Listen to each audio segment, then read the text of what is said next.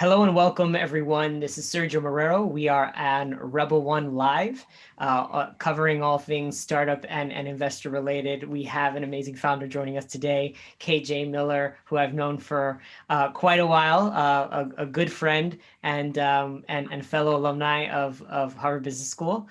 She's co-founder of Mented Cosmetics. It's a premium beauty brand targeting women of color, and it's been featured in Vogue, Vanity Fair, Glamour, Essence, and she's also was one of the founders that raised over $4 million in funding. So we're gonna dive in, ask her about her journey, what's led her here, and I've seen it's been great to see each other along the journey, and I'm excited we're here today. So thanks for joining us, KJ. Yeah, absolutely. Thanks for having me. I'm excited to chat.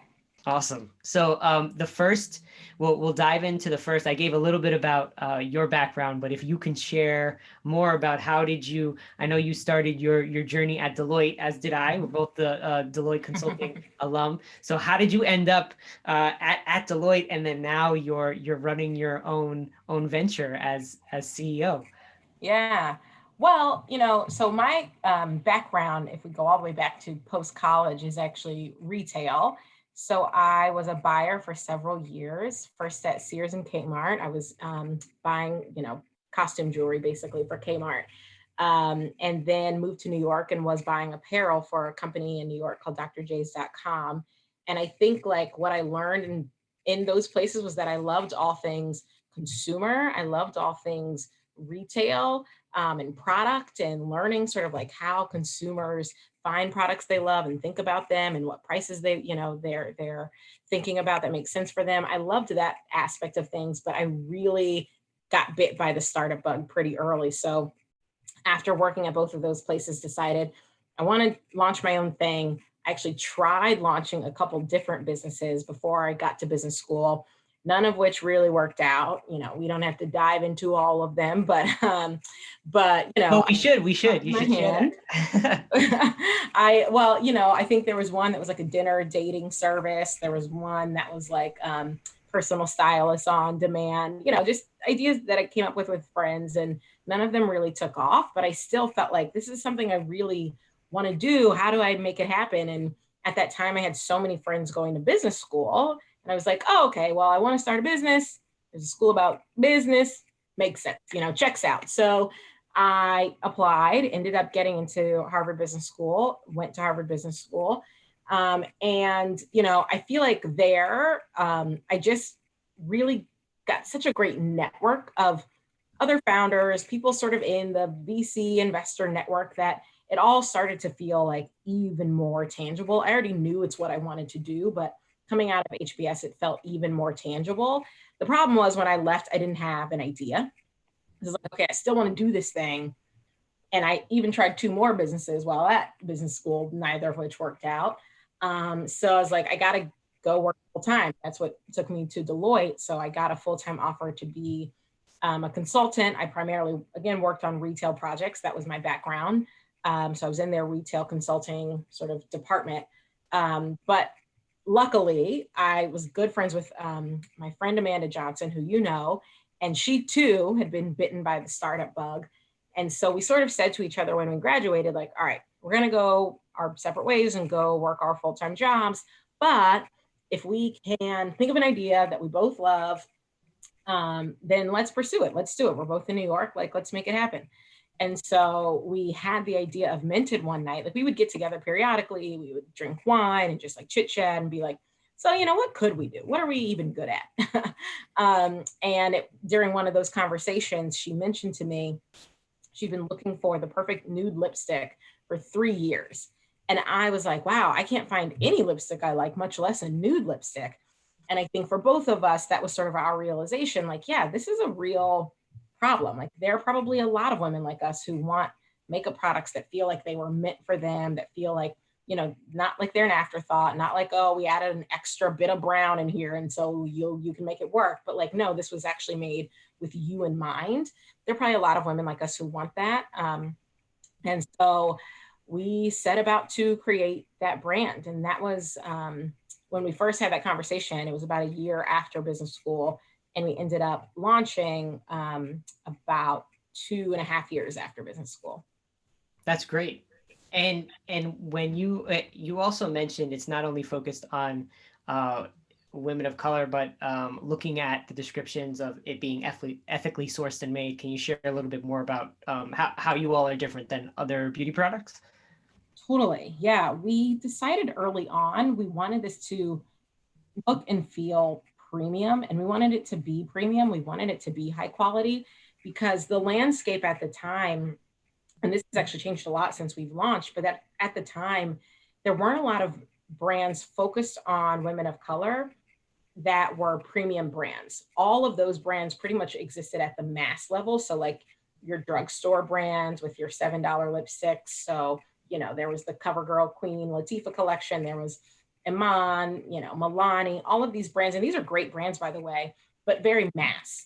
And we felt like, okay, but there should be a brand that feels a bit more upscale, a bit more premium. And one of the things we thought would drive that point home that this was a more premium brand was the ingredient story.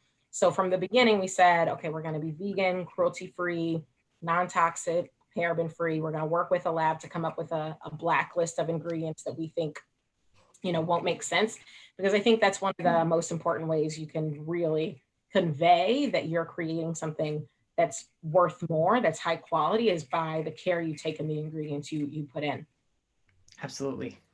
And in looking at, and I love that you share that it's you're like thinking about how it's different, but also I love that you shared before. You tried different ideas before, right? It wasn't one shot and you figured Yeah. out how to build a large business, and just time tested over time, lots of conversations, putting it out there, for the early stage founders that are trying to figure it out. Can you share more about what made in terms of co-founder dating and finding the right match? Can you share more about how you knew Amanda was the right founder? Yeah. Well, I feel so lucky every day that I get to be on this journey with Amanda because she is just such a great partner. And I think what we realized before we graduated was that we worked well together. So we had done a couple of class projects together. We also had worked on the HBS show together, as well as Sankofa, which is a show run by the African American Student Union, we worked on together. And so through all of those experiences, even though they were school experiences, so they weren't, running businesses, we got to understand one another in a work environment, which I think is so valuable because a lot of people start businesses with friends and you think you know your friend, but it turns out you have no idea how your friend actually works. When something goes wrong, how do they react? When you disagree, what do they say? How does it come out? If it doesn't come out right, how do you react? Like I think things like that we sort of had a flavor of. Of course, we didn't know everything, but we at least had a flavor of. And I think what I knew was that she and I could have difficult conversations without everything erupting. And ultimately, I think that's just so, so important in a startup because there are a million difficult decisions and conversations along the way. That's that is so true. If can you talk about when you after you first had that idea and said, "All right, we're going to do this."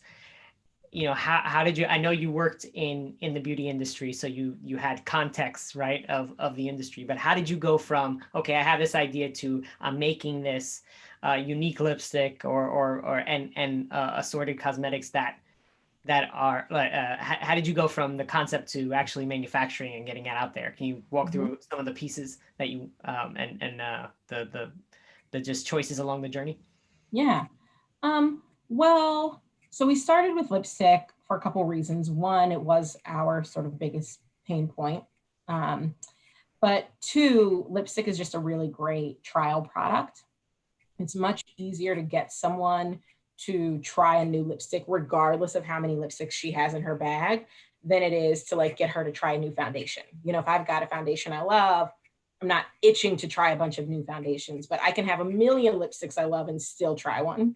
So we felt like it was our best sort of bet to get her to try our brand. But we knew from the beginning that we wanted it to be a full-fledged cosmetics brand. We wanted to offer products in every major category. So for us, it was like, this is our bridge.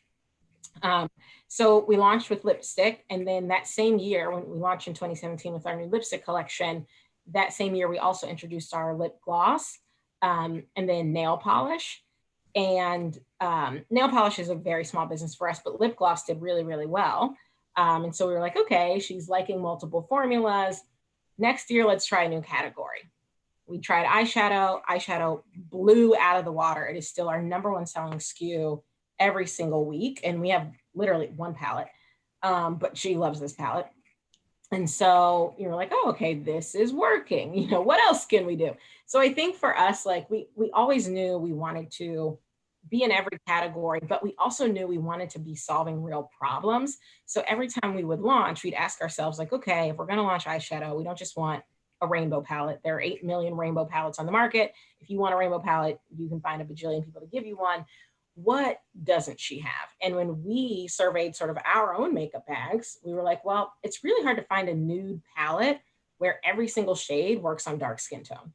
Most palettes that are out there have, like, for me, 2 shades that I would actually wear, and the rest are beige or like ashy, or like it just don't show up at all. And we were like, yeah, this feels like a real problem. So if we could create a nude palette, an everyday palette where every single shade could work on medium and deep skin tones, we might have something, you know, and that's exactly what we did. And it is, like I said, still our top selling product. When we launched foundation, we asked ourselves, okay, there's so much foundation on the market. But when we launched, everyone was so focused on like, basically like what I call red carpet foundation, like airbrush, mattifying, bulletproof, like, you know, it's just like the makeup that if you're Cardi B, you wear to the Grammys. But like, I'm not Cardi B and I'm not going to the Grammys, right? I'm going to work. Not today, not today. And I just need something that makes me look and feel a bit better, but doesn't like transform who I am. You know, we're not looking for transformation, for enhancement. And so we had that issue, feeling like we couldn't find just like a livable, breathable foundation formula that was easy to put on. That's the problem we solved for. And our foundation, you know, has done so well for us. It's called Skin by Mented. It looks and feels like skin. Like, so I think for us, it's always been about, we want to be a full-fledged cosmetics brand, but we want to be solving people's problems. We want to be the product she thinks like, when she needs a staple, she reaches for us. You know, we're probably never going to be the brand where, you know, we're chasing whatever the latest trend is, the hottest new thing with the glitter and the halo scope and the whatever. That's not our brand. Our brand is everyday staples that work for your skin tone, you know? And so for every product, that's what we've had in mind. That's great. And, you know, you felt the customer pain, of course, and shifting back to that first, you know, it shows how you're growing. You felt the customer pain, growing wallet share of customers, like in terms of building your business. How did you figure out when you first said, I'm going to make this lipstick for the aspiring founders? How did you find that manufacturer and get that actual first product out there? How did you get people to buy it and go through that? Well, we actually handmade our first lipstick shade departments. So we watched YouTube and learned how to do it. And that's great. Yeah, so those were the first shades we developed, we handmade. But when it came time to actually start selling and we needed like a shelf stable formula, that's when we went out and looked for manufacturers. And luckily, because we're in New York, there's a ton of cosmetic manufacturers in New Jersey. So we really started there. We were like, look, there are manufacturers all over the world. But wouldn't it be great if we had a manufacturer in our backyard so that if we needed to like be face to face, we can do that. We can be in the lab with them. So we narrowed our search off the bat to Jersey. And then the search was narrowed for us because there weren't that many manufacturers willing to work with us. And that's just the truth. You know, like if we had unlimited funds, I'm sure any manufacturer would have been willing to work with us, but we didn't. And we needed lower minimums. And we were very upfront about that. And we're like, we can't do these 5,000, you know, minimum order quantities that everyone wants to do per shade. We can maybe hit you with 2,000, you know? Yep. So a lot of manufacturers were like, no. And so the ones that said yes, it was like, all right, well, that shrinks the pool even more. And from there, that's when we sort of started working to have them shade match back to the shades we had created, work on the formula, and decide from there, okay, which of you do we want to work with? That's awesome. So no, thank you for sharing that, because I mean, that's what I show people, that that's what it takes. It takes, the audacity to just make it in your home, figure it out, Yeah. get out there, talk to all these people, and build the bridges to now building a multi-million-dollar business, which you guys have done, which is great. Can you share a little bit about what has helped you? What are things that have helped you along the way? I know I had mentioned previously, I know you did the first growth program, but beyond the first growth program, can you talk about what that is, and share more that has helped you along your journey? Yeah. So first growth, and I think now they go by Venture Crush, Okay. um, is an accelerator in New York. Started at a law firm called Lowenstein Sandler by a really great lawyer slash investor slash wine connoisseur, Ed Zimmerman, who we both know well. And basically, the idea behind the accelerator is that it's not like any other accelerator. They don't take equity. They're not, pumping money into your brand, but they're also not bringing in anyone who would seem competitive to you. The whole point is that they want to create a space for up and coming founders, entrepreneurs to network, to learn from one another, and to get the opportunity to network with other investors. And so that was a really great opportunity. I met some founders there who we still keep in touch with. We actually do business with some of the other founders there, some of the B2B startups we met there, we do business with. So what I loved about that accelerator were the exact things that they built it around. The fact that there were no competitors of mine in the same room. I didn't have to worry about speaking candidly. The fact that they weren't taking equity. I didn't feel like we were being taken advantage of in any way. It just was a great opportunity to network. And that to me is one of the most helpful things I will say, is building a network of other founders, because no one understands this journey the way other founders do. And because you're going to mess up and you're going to get things wrong, you're going to have really terrible days, and it's going to feel much better when you can reach out to someone and be like, oh, this thing just happened. And they can be like, oh, that happened to me, last month. Here's what I did, or like, oh yeah, it really sucked and it's going to keep sucking, but I'm still alive. Here I am, I made it through. So yeah, I think building a network of other founders has been super, super important for me. And I also think the fact that I do have an amazing co-founder, and not everyone will have a co-founder in this journey, but I am just not really the type who's good alone. So I think recognizing that about myself, the last startup I tried to do before Mented, I was running by myself, and like eventually my heart wasn't in it, and I just felt so lonely, and like I wasn't cut out for that. Plenty of people are, but I recognized in myself that I was not one of those people, at least not at this point, not at this stage in my life. So that's been helpful, just like understanding that like partnership matters, and having someone on this journey with me matters. So those are two things. I don't know, but I mean, I can go on. No, it's good. I where I wanted to dive in is you talked about the importance of community, and being a founder first, right? I get it, right? It's a tough journey. It's like you wouldn't think of it, but getting a group of people that are all going through this shared lonely experience, but together it's like the camaraderie, and that keeps you going. But can you? I mean, I know I said a bunch of things, but beyond that, like for you, what has been been the power of that community? Yeah, I think the power of the community. I mean, one, it is having people you can turn to ask the difficult questions, or the questions that maybe you feel dumb when you ask other people. Those can be big things, but they can be little things. Like, I remember when we were raising our seed round, um, I didn't want it to look the way our pre-seed raise looked, because the way the pre-seed looked was it took basically a year.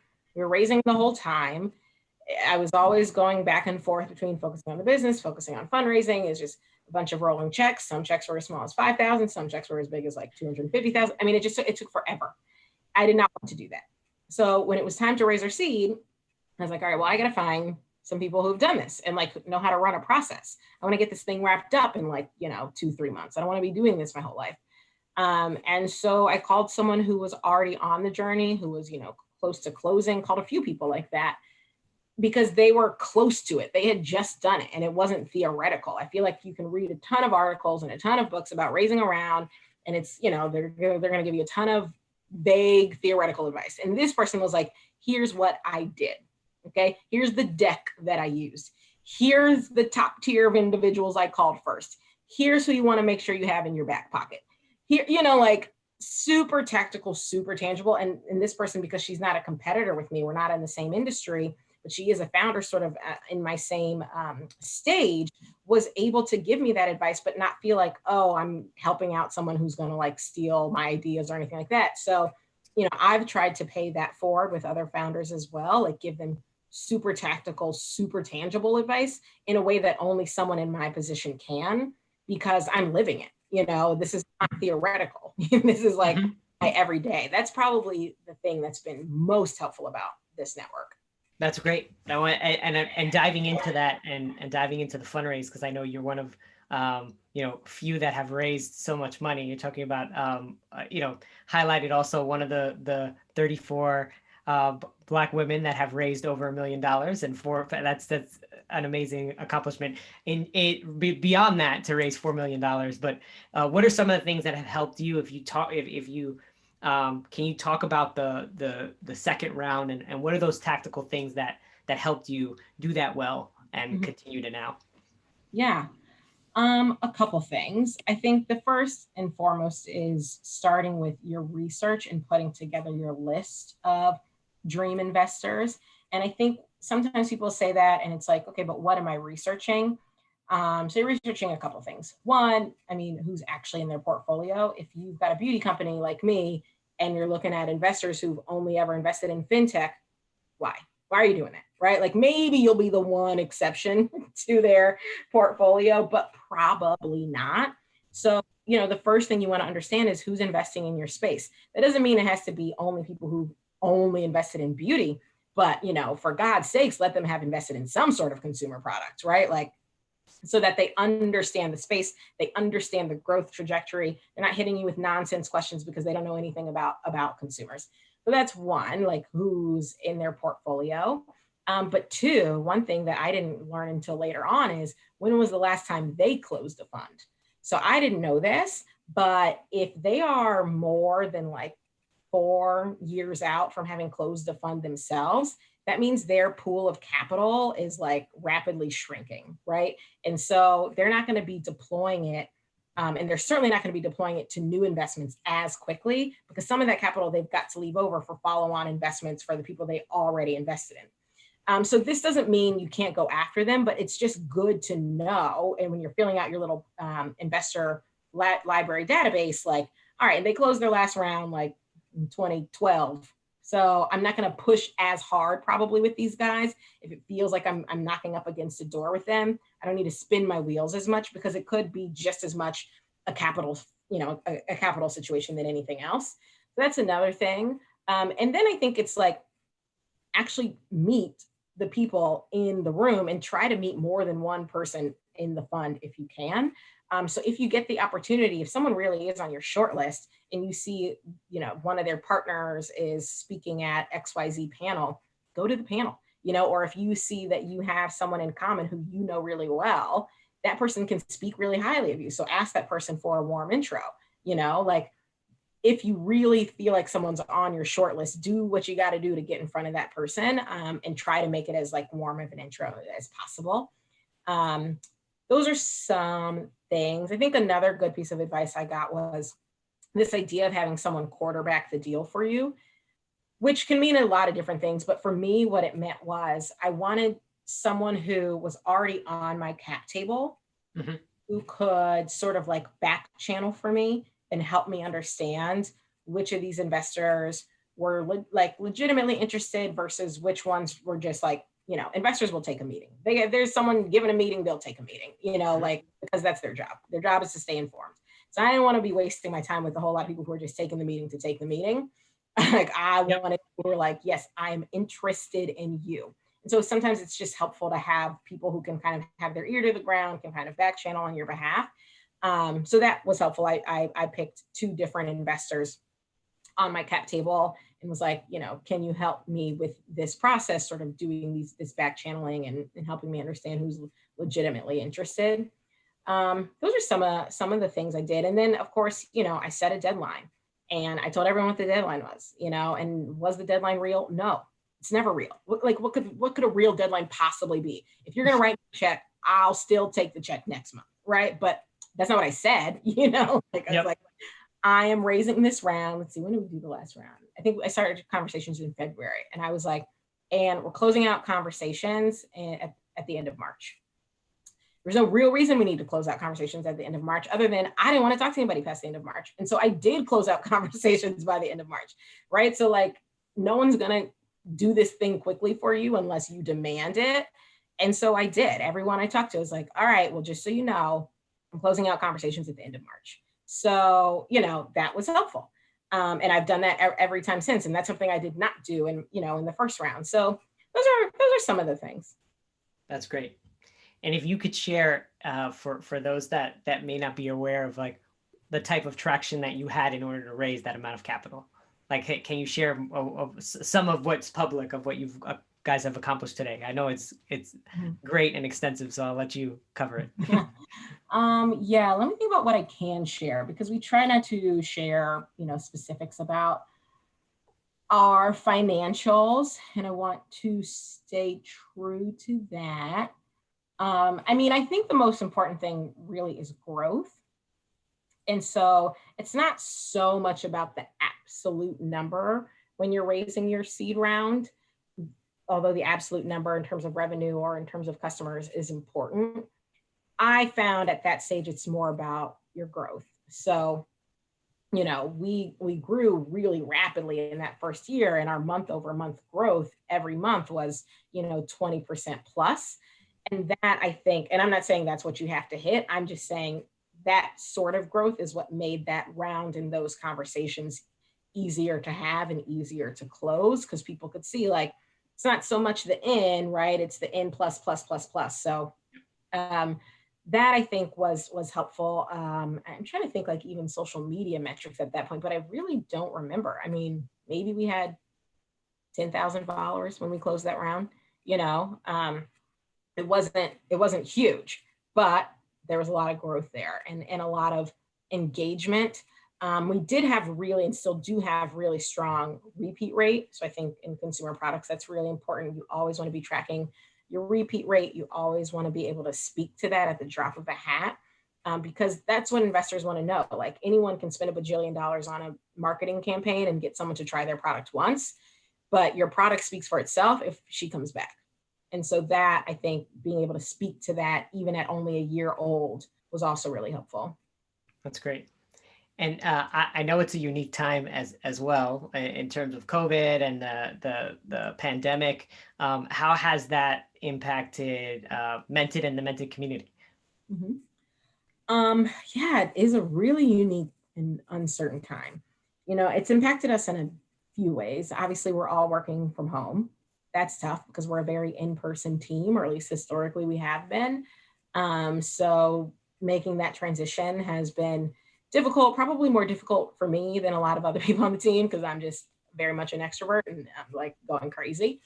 But then it's also affected our supply chain. We're out of stock right now on like 2 or 3 of our best-selling items.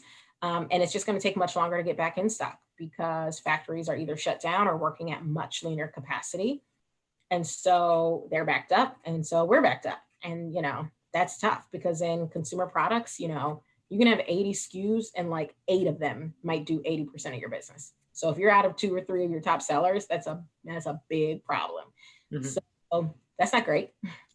And I'd say the third way is obviously just thinking about cash flow and expenses, which we've been really thoughtful about, but certainly have had to make cuts and think hard about things we do need and don't need. I'm really happy and really proud of the fact that we've put our team first, haven't cut anyone from our team. And I really hope we never have to get to that difficult place, because it's a place plenty of people have had to get to. And I don't judge them for that. I'm just so grateful that that's not something we've had to do as of yet. But I will say right now, people are still buying beauty. I think beauty for a lot of us is self-care. I think having a beauty routine is self-care. I think taking a little bit of time in the morning to put on a lipstick or put on a little bit of blush, for some of us, like, that does help with our sanity. And that's not everyone, but for the people who are feeling that way, they're still buying. And I'm grateful to those people because, Great. because of them, our business is still doing well in these times. Thank you for sharing that. I love your videos on Instagram. I remember watching one of them and going, I didn't know women do this every day. That's Yeah. so Yeah. no, I think it's especially now people are still, it's interesting to see how things have changed, that people are still wearing makeup even at home, like they're getting on camera, they're like in being presentable, and it's great to see that I'm glad you guys are thriving amidst the craziness, and also key to this links to the strategy of what you said of being a staple, right? Yeah. In the in the mind of your customer in her wallet. Mm. So shifting a little bit to what do you see for you, or what do you believe needs to be done to elevate? This is focusing more on like underrepresented founders, female founders, in the space, right? Either right now or going forward. What do you think needs to change in order to help do that? Hmm. Yeah. Well, let's see. I think I think what is happening and I'm excited about is, it's hard to be something you've never seen before. Mhm. It's hard to really just have a firm view in your mind, perspective in your mind of like what entrepreneurship looks like if you've never seen it up close. It can sound like this faraway dreamland where, that only happens to the Zuckerbergs of the world, and that's not what it is. But you can't know that if you don't have any sort of up close examples. So I think the first thing is just representation. And I do see that happening more and more. More women of color, more people of color, more, minorities. I put front and center and their stories being showcased. I think you're doing so much amazing work with that. And that I think is one thing that just matters a lot because it just normalizes entrepreneurship and makes it feel tangible and accessible. So that's one thing. I think, there's still a lot of work to be done from a fundraising and venture capital perspective, um, in terms of funding founders of color and women. But I do think real work has been done there. I mean, Amanda and I were 15th and 16th to raise over $1 million in capital. Now that number's up to, 34. That's still too small, but it is growing. And so that I think, is important. And I think I'm always trying to introduce founders of color, women, to the investors that I know to sort of like further that chain along. I also recently started angel investing. Yeah, very, very small amount. I love it. So minuscule. But have invested in other women and want to continue to do that and pay it forward that way.